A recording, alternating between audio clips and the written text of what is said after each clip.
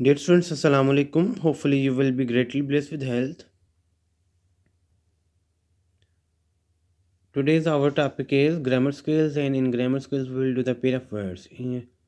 Yesterday, we did the 5 p.m. words, and let's start from the point number 6. Break. Point number 1, break, B-R-A-K-E, and second one is break, B-R-E-A-K. First one means to stop or a mechanical device for stopping.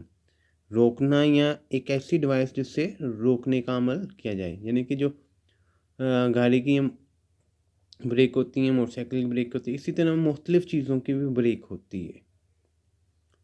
Okay, ये at a time it's also noun, it's also a verb. It's depend on its use. When the driving instructor told him to stop the car, he put his foot down hard on the brake. जब driving instructor ने उसे car रोकने के लिए कहा तो उसने अपना पाँव ब्रेक पर रखा, यानी कि ब्रेक पर उसने दबाया. Okay, second one sentence, to know the function of brake during drive is very much important, यानी कि ड्राइव करते हुए, गाड़ी चलाते हुए आपको ब्रेक का फंक्शन जानना आपके लिए बहुत ज़्यादा इम्पॉर्टेंट है. Second break, B-R-E-A-K. Second one break, B-R-E-A-K, to smash, यानी कि रोकना, तोड़ना. Okay, if you drop a glass it will break. अगर आप एक ग्लास गिराते हैं वो टूट जाएगा. ही ब्रोक द ग्लास, अगर वो ग्लास क्या है, शीशे का है. He broke the glass. Ali always breaks a vases by throwing ball. Vases कहते हैं गुलदान को. Next one is a through and throw.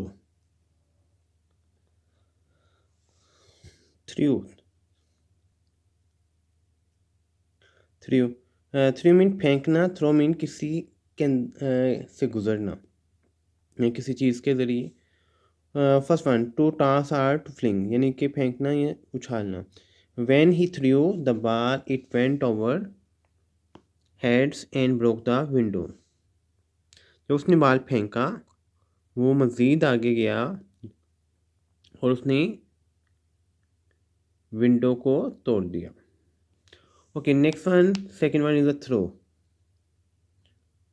From one point to its end preposition because of, यानी कि हम ये कह सकते हैं कि किसी चीज़ के ज़रिए या it's a sentence. From one we pass through a tunnel. Tunnel कहते हैं कि एक रास्ता ही होता है, लेकिन वो पहाड़ी के करीब का रास्ता, यानी कि पहाड़ी के इर्द गिर्द, यानी पहाड़ी को काट कर कोई बनाया जाता है रास्ता.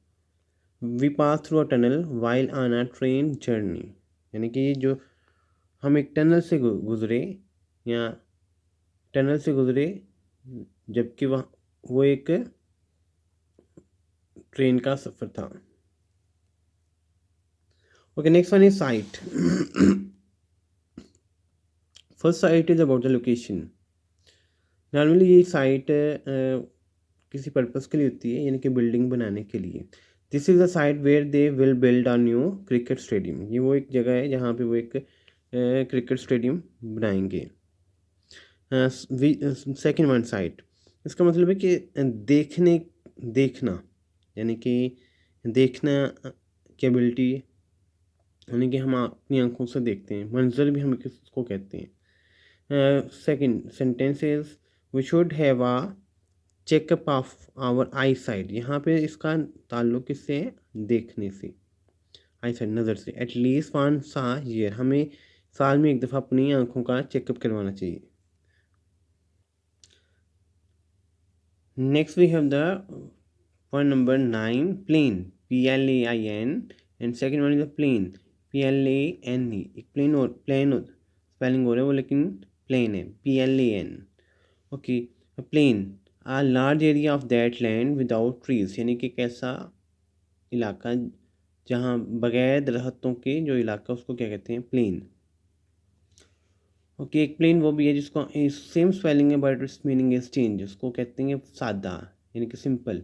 जैसे गिव मी प्लेन वाटर, यानी कि मुझे एक सादा ग्लास, सादा पानी दो।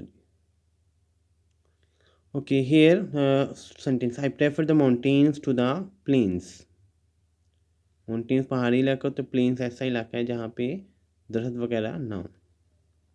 Okay, second one is plane, यानी कि जहाज, जिसको हम कहते हैं the plane landed safely despite having one engine on fire, यानी कि उसके एक इंजन पर आग लगने के बावजूद भी वो अच्छी तरह, यानी कि बहाफाजत हैरो हाफिज से लैंड कर गया। Point number 10, peace, PEACE, peace. And second one is piece, यानी कि पहले वाले का मीनिंग है सेफ्टी, यानी कि अमन, without war. Second one is peace, टुकड़ा, यानी कि a part of anything. First one, a state of calm, absence of war. The whole nation wants peace. Peace begins with the smile. Okay, next one is a portion, a segment of the whole. Ahmed took a piece of the cake after offering it to his friends. Ahmed ने cake का एक piece लिया अपने दोस्त को पेश करने के बाद। Dear students, you have to do these metaphors properly and practice them on your rough notebook. Take care of yourself and your loved one. Thank you and love you.